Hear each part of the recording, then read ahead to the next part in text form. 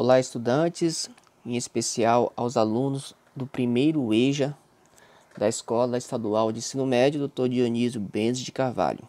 Saudações a todos. Hoje, 28 de outubro de 2020, iremos fazer um balanço das atividades e revisão do que já foi dito nessas aulas até o presente momento, tá? Então, para vocês da primeira etapa EJA, a gente vai fazer uma revisão do que foi dito, principalmente na semana passada, tá? Semana passada, sobre o assunto, sobre o novo assunto, e um balanço das atividades, tanto da atividade 1, da atividade 2. Lembrando que até o presente momento, ou seja, até hoje, dia 28 de outubro, em Química a gente teve duas atividades, tá? Atividade 1 e atividade 2. Semana passada, ou seja, na quarta-feira passada, dia 21 de outubro, a gente teve um novo assunto e a segunda atividade. Nessa segunda atividade da semana passada, que encerra hoje, 28 de outubro, até o presente momento, ou seja, até o momento que eu estou gravando esse vídeo, essa videoaula, somente 3 alunos que enviaram pelo Google Formulários, tá? Que fez atividade online. Eu não estou considerando os que fizeram atividade, que foram lá na escola pegar atividade e deixar na escola, porque depois que eu gravar essa aula, que eu vou ainda na escola Dionísio, na secretaria, buscar atividade de quem fez manualmente, tá? Então, quem fez online, somente 3 pessoas, bom? Então, a gente vai fazer uma revisão do que foi dito na semana passada. Quem perdeu o assunto da semana passada ou que não viu a videoaula ainda ou ficou alguma dúvida, assista esta videoaula que vai ajudar muito para realizar a atividade que ainda está acontecendo, tá bom? Então desejo a todos bons estudos. Lembrando que explicar para vocês do primeiro EJA que as minhas aulas, tanto de Química como de Biologia, eu faço em algumas sessões, tá? Para vocês terem acesso a melhor forma de estudar. Infelizmente, não tem como ser a mesma coisa do presencial, tá? Porque se fosse a mesma coisa de sala de aula, a gente teria aulas presenciais. Não tem como, já teve um decreto estadual que 2020 não vai ter aula presencial, somente aulas remotas. Então, dessas aulas remotas, eu procurei uma das, não a melhor, mas uma das alternativas que você, aluno, possa acessar. Então, o que acontece? Eu gravo videoaula, tá? Explicando sobre o assunto. Lembro que cada atividade que eu passo, antes eu explico o assunto através da videoaula. Então, eu faço a explicação do assunto na videoaula, eu gravo a videoaula e posto no YouTube para que todos os alunos que, caso assim puder, tiver acesso a um Wi-Fi ou uma internet estável, possa assistir no dia e no horário que seja conveniente, tá bom? Então, o que acontece? Já me perguntaram através de sugestões, se eu podia fazer videoaula ao vivo. Não tem como ser ao vivo da seguinte questão. A internet da nossa cidade, ela chega em certos horários ser instáveis, ou seja, eu posso fazer uma aula ao vivo e no momento a internet cair, tá? Então tem que ter uma internet muito estável e excelente, na qual a gente não possui em nossa cidade, Rondônia do Pará. Então não tem como ser aula ao vivo.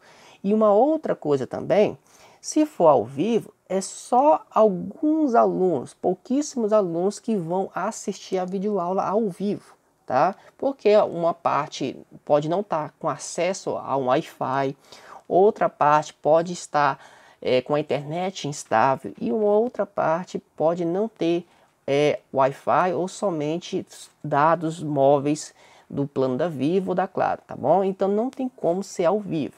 E uma outra coisa também, se fosse ao vivo, no mesmo horário que eu ministro a aula para vocês, do primeiro EJA, das 8 às 9, todas as quartas-feiras, eu também ministro para outras turmas. E que acontece? Não tem como em uma hora explicar vários assuntos para várias turmas em praticamente 1 hora de aula, não tem como.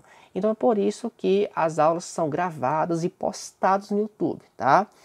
Se for fazer ao vivo, só se for para tirar alguma dúvida futuramente. Mas mesmo assim, algum aluno pode questionar, dizendo que não teve como entrar por causa que a internet não tinha internet no momento.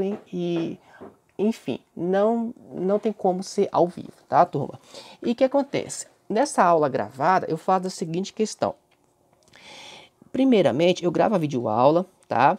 E também eu coloco um texto sobre o assunto para aquele aluno que também puder ler o texto, que vai ajudar em muito para realizar a atividade. Então, o aluno que assiste a videoaula e também lê o texto que eu disponibilizo, tem grande sucesso de acertar todas as questões na atividade, tá? Por que eu digo isso? Porque tem vezes que eu recebo atividade, não estou falando por exemplo, de vocês, tá? Alguma outra turma, tá? Pouquíssimos alunos, é muito pouco mesmo, tá? A grande maioria estão de parabéns. Eu percebo pelas atividades que as devolutivas estão tendo sucesso, mostrando que vocês estão assistindo a videoaula, lendo os textos. Mas 1 ou 2 alunos de outras turmas acontece de querer fazer atividade só por fazer, tá? Só para marcar a presença. Aí eu percebo que ele não assistiu a videoaula porque eu tenho como eu monitorar pelo YouTube, tá? E nem sequer leu o texto. Então fez a atividade por fazer. O que acontece? Erra todas as questões. Então eu pego, o que acontece? Neste momento eu mando uma mensagem pelo privado deste aluno perguntando se ele assistiu a videoaula, se ele leu o texto, se está tendo alguma dificuldade. Porque eu percebo que na atividade não teve sucesso nenhum. Isso é pouquíssimos alunos, é raro acontecer. Então, eu dou um conselho. Se por acaso chegar um dia eu mandar uma mensagem pelo privado de algum aluno, né, é só saber se está entendendo o assunto, se assistiu a videoaula ou se leu o texto, tá? Então, o que acontece? Lembrando que na página, o link que eu mando para vocês, ao acessar a turma primeiro EJA, por exemplo, primeiro EJA C, vocês vão ter acesso aqui, ó, aula 3, aula 2, embaixo, aula 1, etc, tá? Então, o que acontece? Em cada aula, vocês têm o assunto, por exemplo, aula 3. Qual foi o assunto da aula 3? Divisão do átomo e tabela periódica. Qual foi a data desta aula 3? No dia 21 de outubro de 2020, tá? Então, nesta aula 3, vocês têm a videoaula, tá? Que é gravada e é postada no YouTube. Vocês podem assistir no momento, no dia e no horário que vocês quiserem, tá bom? Então tá aqui, ó, vídeo da aula 3. Clica aqui. Então, ao clicar, automaticamente vai abrir uma página do YouTube. Esse automaticamente pode demorar alguns segundos, dependendo da internet na qual você está acessando, tá? Depois eu tenho aqui, ó, o texto da aula 3. É a mesma coisa que no momento da minha explicação da videoaula, tá? É apenas o texto complementar que vai facilitar para fazer a atividade. Ou seja, as respostas da atividade estão na minha videoaula, no momento que eu estou explicando o assunto. Eu estou falando as respostas de algumas atividades. É claro que não vou falar assim, ó, a resposta da número 1 é isso, isso, isso. A resposta da número 2 é isso, isso, isso. Não vai acontecer isso, tá? Mas na minha explicação já tá as respostas das atividades. Porque a atividade que eu faço é fixação do conteúdo. É só para saber se você... Só para me saber se você aprendeu ou não. Pronto, tá? Não tem dificuldade aí. E tá aqui a atividade 2 referente à aula 3, tá? Depois disso, se você fez atividade, seu nome vai aparecer na lista dos alunos que fizeram a atividade, tá? E esta lista dos alunos, ela não é atualizada automaticamente. Por exemplo, se você fez a atividade online hoje, tá?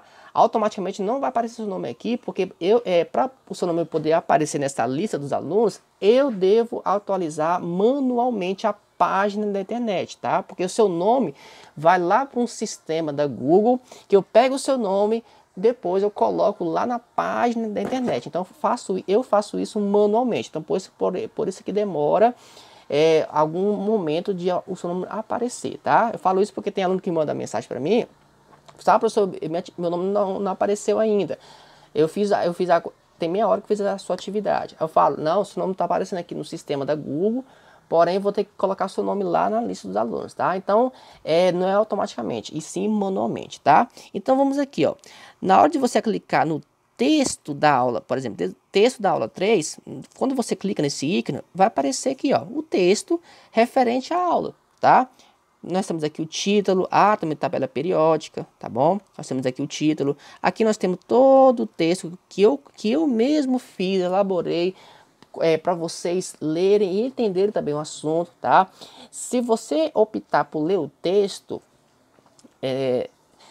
a linguagem que eu coloco aí é como se eu estivesse conversando com você, tá? Então, tipo assim, eu mesmo elaboro o texto para ser o mais rápido e direto ao assunto, tá? Não tem muita enrolação aí. Então, que repare aqui, eu coloquei aqui, ó, em negrito a palavra átomo, em negrito a palavra matéria, o que é matéria, o que é átomo, o que é molécula, eu coloquei em negrito também, tá?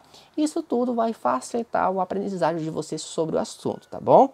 Abaixo desse texto aqui, ó, nós temos a atividade. Então, na mesma página da internet que está o texto, embaixo tem a atividade. Por que eu faço isso?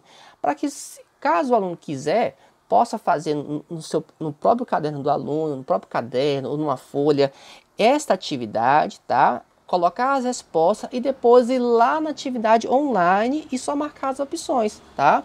Não precisa você tirar foto do seu caderno, mandar para mim, não precisa fazer isso. Eu faço isso para aqueles alunos que queiram fazer no caderno, só que não precisa tirar foto e me mandar, tá? Você faz as suas atividades, pode ser numa folha, num caderno, ou se não, se preferir, você já pode ir lá diretamente na atividade online, na página do Google Formulários e marcar as opções, tá bom? Então aqui é só para você saber o que tem nas questões já da atividade online. Tá? É só para você saber o que já tem nas questões, para você ficar ciente quais são as perguntas de cada questão, tá bom? Lembrando que as atividades são todas online. Aquele aluno que, por exemplo, não tem internet, né? Mesmo morando na cidade, mesmo morando aqui na cidade, tá? Não tem internet ou não tem celular, caso queira, pode ir lá na escola Dionísio Mendes, na secretaria, pegar a atividade, e esse mesmo texto que eu coloco aqui, ó, que eu coloquei aqui, tá na secretaria da escola. Então eu falo isso porque pode ser que alguém esteja pensando que minhas aulas é só por videoaula. Não, eu faço videoaula, faço o texto, mando o texto lá para a secretaria da escola, para caso alguém queira ir lá buscar a atividade, o texto impresso e a atividade também impressa, tá? Então, caso você queira, você pode ir lá na secretaria da escola, pegar esse texto, essa atividade, levar para sua casa, responder as questões e depois levar novamente para a secretaria e deixar lá, tá? É um pouquinho de trabalhinho, mas caso alguém queira fazer isso, tá bom? Então, qual é o conselho? Se você for, não precisa você ir todo dia para pegar uma atividade ou um texto. Vai uma vez por semana. Vamos botar aqui, por exemplo, na sexta-feira. Você vai na sexta-feira, pergunte para a secretaria quais são os textos e atividades, não só da minha disciplina química, mas os demais professores também, tá bom? Então, caso aquele aluno que não tem acesso à internet ou não tem celular. Eu, por exemplo, como tenho e também demais alunos que têm acesso à internet e celular, optam para fazer tudo online, não precisa ir lá na secretaria da escola, tá? No conforto da sua casa, você pode assistir às aulas, fazer as atividades no dia e no horário que assim puder, tá bom? Então, turma, revisando o assunto da semana passada, tá? O assunto da aula, da nossa segunda aula, o segundo assunto, tá? Que este segundo assunto é relacionado com a atividade número 2, tá bom? Então, o que acontece? Nós temos aqui uma revisão sobre... na verdade, esse primeiro assunto aqui é sobre a primeira aula relacionada com a atividade 1, tá bom? Que a atividade 1, deixa eu conferir aqui, até o presente momento, 10 alunos fizeram a atividade número 1, a atividade online, tá? Não estou considerando aqui a atividade impressa, que está na secretaria da escola, tá bom? Então, o que acontece?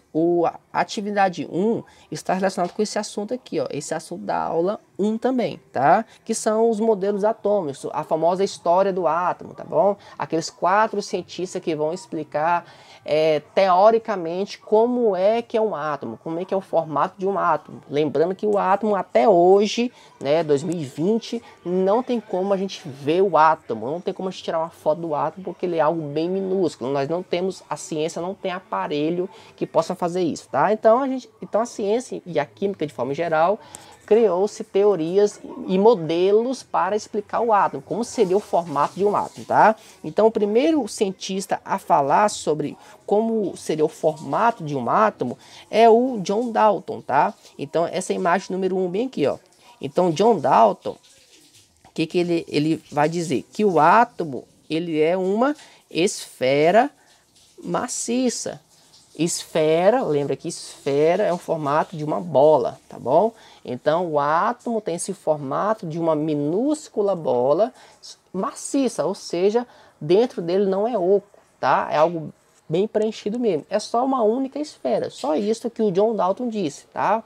O John Dalton foi o primeiro cientista a explicar como seria o átomo, tá bom? Então, de acordo com o Dalton, pois está aqui o modelo atômico de Dalton, o átomo ele é uma esfera maciça, tá? E o John Dalton ele diz o seguinte também, ó, que o átomo, além de ser uma esfera maciça, ele é... Continuando aqui, então o Dalton ele diz que o átomo é uma esfera, tá, maciça, e ele vai dizer também que o átomo é indivisível, tá? Essa palavra indivisível quer dizer que não pode dividir o átomo. Então vamos imaginar que esta esfera, essa bola, não tem como a gente partir no meio, tá bom? De acordo com Dalton, o átomo não tem como dividir ele. Então ele é a menor unidade de uma matéria, tá? Lembrando que matéria é tudo aquilo que ocupa espaço, tá bom? Então, o que acontece? O átomo é a menor unidade de uma matéria e que você não pode dividir o átomo. Ok? Esse foi o John Dalton. Anos mais tarde, veio um outro cientista chamado Thomson. O Thomson, ele disse que, nessa imagem bem aqui, ó, imagem número 2, tá? O Thomson, ele vai dizer que o átomo, repara o seguinte, que o átomo, ele o formato dele é uma grande esfera, tá?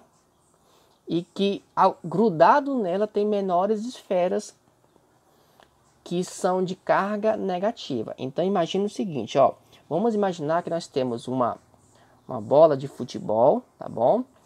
Que essa bola de futebol a gente cola nela bolas de ping-pong, tá bom? A gente pega uma cola e a gente vai colar as bolas de ping-pong na bola de futebol. Então a bola de futebol tem uma carga positiva, enquanto que as bolas de ping-pong têm a carga negativa. Então esse esquema é o esquema do Thomson. Então o Thomson diz que o átomo possui uma grande esfera positiva, de carga positiva, que grudado nela nós temos pequenas esferas de carga negativa. É o famoso pudim de passas de Thomson. Então, o Thomson ele imagina que o átomo é como se fosse um pudim de passa, tá? O pudim em si tem uma carga positiva e as passas que estão em cima daquele pudim possuem carga negativa, tá? Então, neste modelo de Thomson vai aparecer menores unidades do que o átomo, tá bom? Então, o átomo é esse conjunto aqui, ó. O átomo é esse conjunto de esferas positivas e esferas negativas. Então, o átomo, sim, de acordo com Thomson, ainda possui partes menores ainda. Ou seja, o átomo, sim, aí já pode ser dividido, tá? Depois veio, na imagem 3, o modelo atômico de Rutherford, tá bom?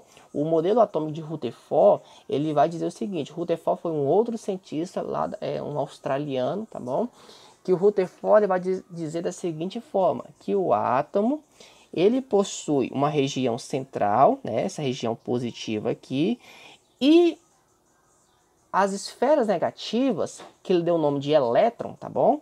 Essas bolinhas azuis aqui, não fica grudado na esfera positiva, e sim afastado, tá?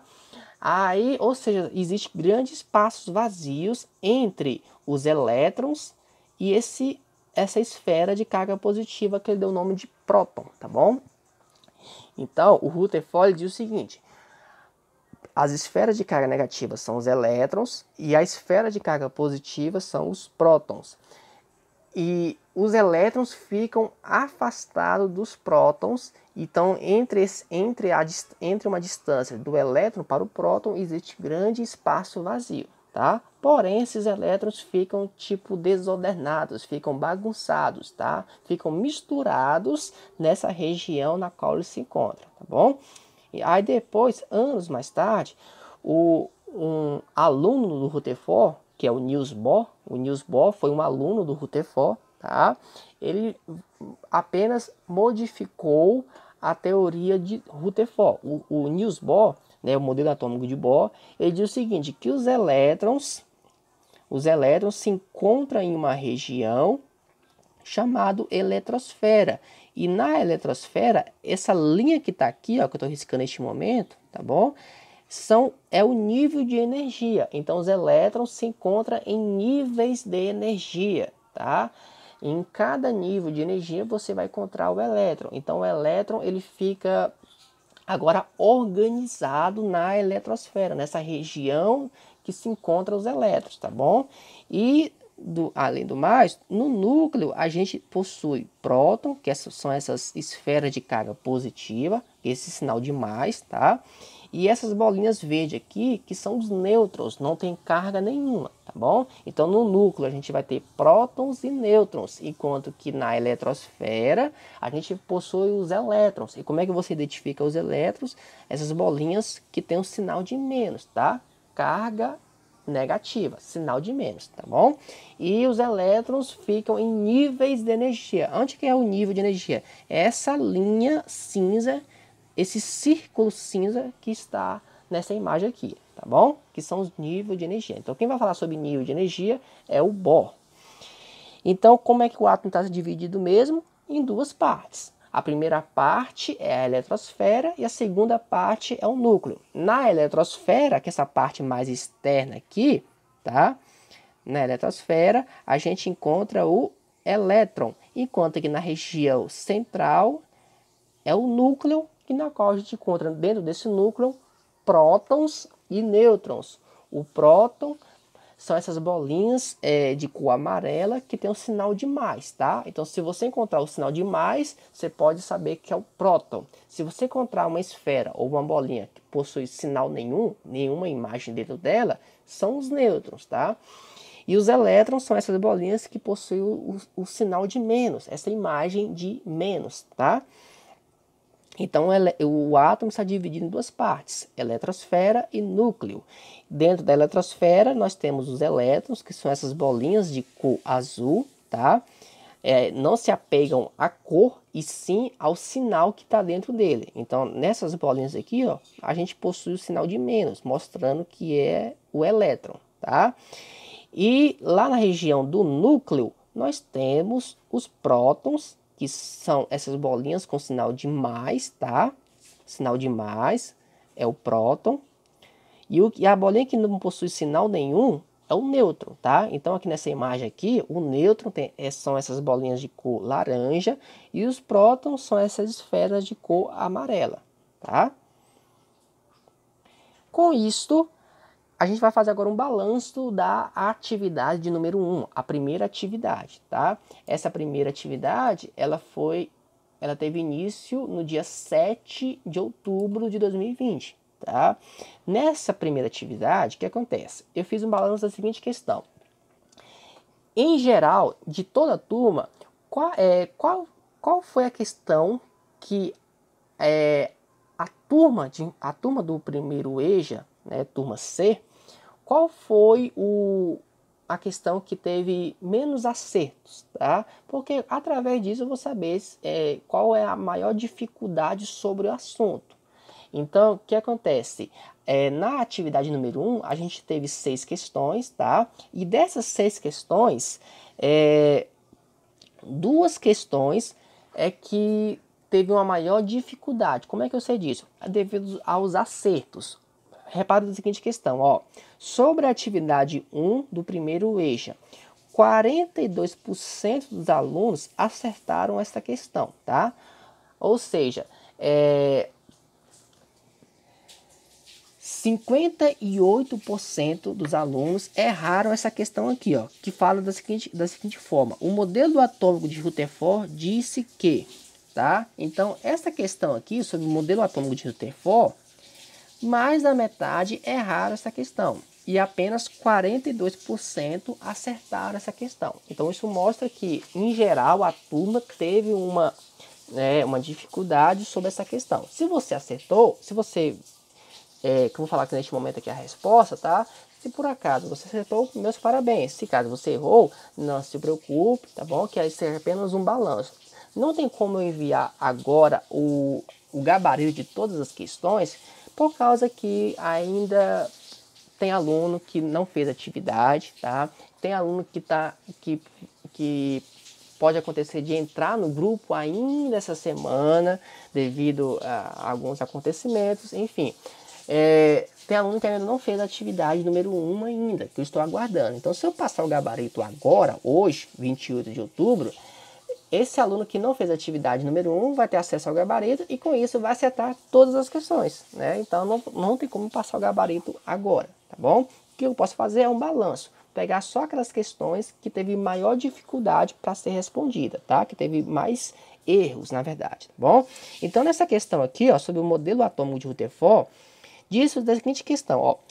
Na primeira alternativa aqui, ó. Deixa eu pegar aqui o pincel. Nessa primeira alternativa, os elétrons eram dotados de cargas positivas. Isso é verdadeiro ou é falso? É claro que é falso, né? Elétron tem carga o quê? Negativa. Elétron não tem carga positiva. O elétron é aquelas bolinhas que estão sinal de menos, ou seja, carga negativa, tá? Então, qual é a questão que vai falar a alternativa correta nesta questão aqui?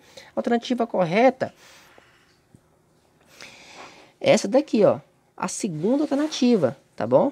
Essa segunda alternativa que é o correto.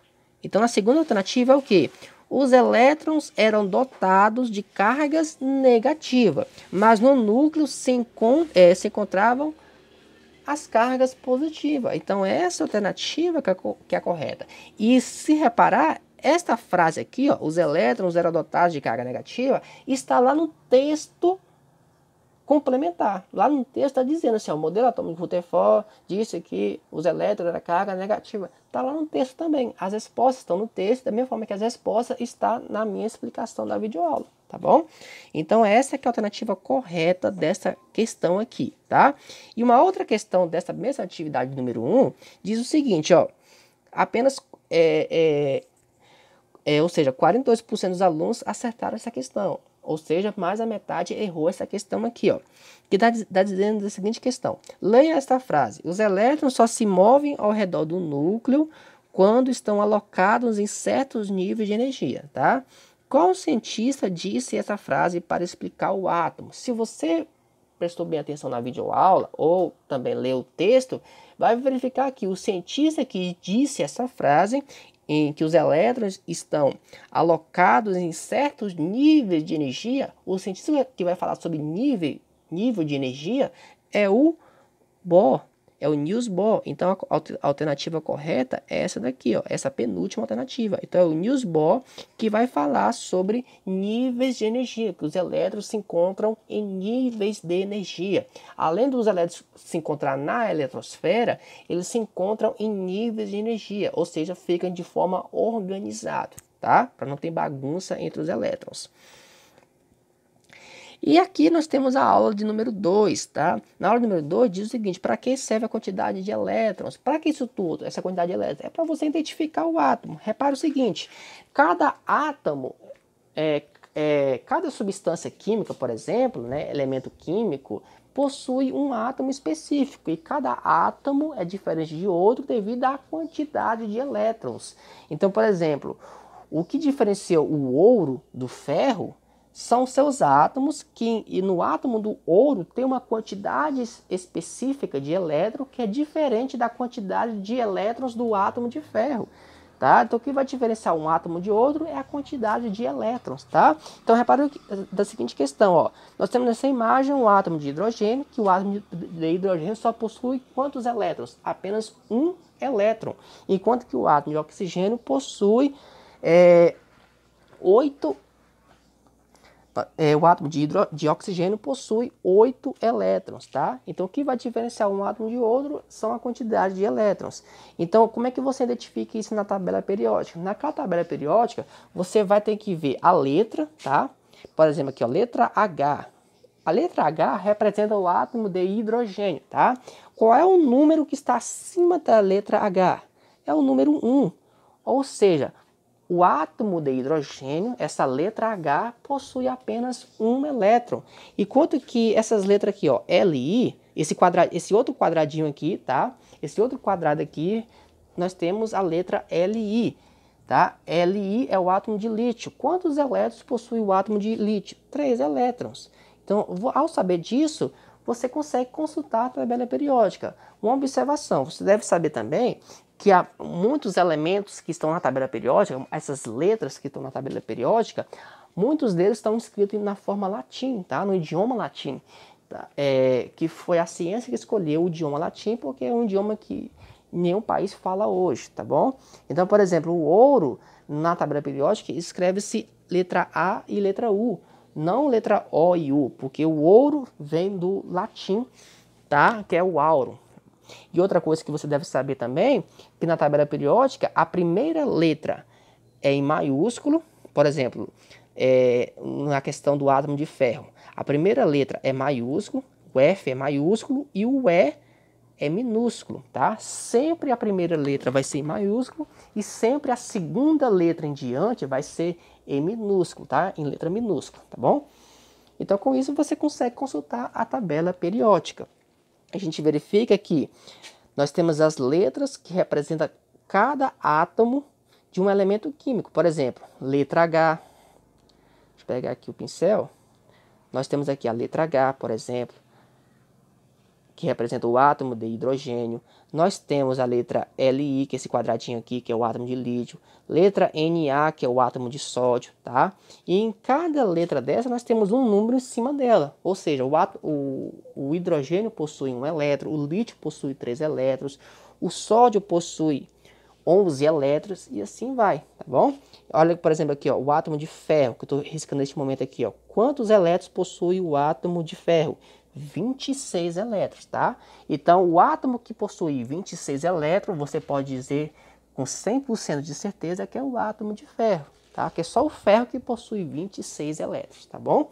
E assim como você consegue saber os elementos químicos na tabela periódica. Sobre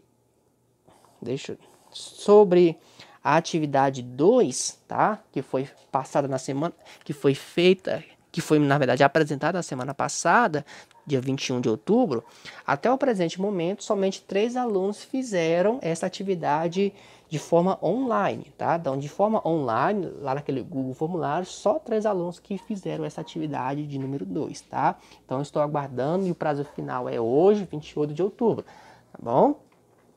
Então, esse último assunto que eu apresentei aqui é relacionado com essa atividade número 2. Se tiver alguma dúvida, pode mandar mensagem, tá? No privado ou pelo grupo também, tá? Uma outra coisa que para encerrar essa aula aqui é que as minhas videoaulas eu faço dessa forma de slide e eu explicando o assunto, vocês não vê a minha imagem, né, o meu rosto, para que não pese a quantidade de dados da internet. Porque se eu tiver, por exemplo, eu explicando o assunto, a minha imagem explicando o assunto, né, pode acontecer de pesar o dados da internet. Mas futuramente pode acontecer de eu explicar um assunto, se for um assunto mais assim, que eu utilizo o quadro branco para explicar. Aí vocês vão ver a minha imagem explicando o assunto, porque necessita de uma outra estratégia para explicar um determinado assunto, tá? Até o momento é apenas essa estratégia por slide mesmo, tá bom? Mas quando chegar essa vez, eu vou avisar isso também antes de começar a videoaula, tá bom, turma? Então desejo a todos um excelente dia. Sempre acompanhe as videoaulas, veja o texto, tá? Porque eu faço o possível para que cada aluno tenha acesso à explicação. Se no final eu não conseguir fazer isso, também tem a atividade e o texto que fica na secretaria da Escola Dionísio. Desejo a todos um excelente dia e até mais. Forte abraços.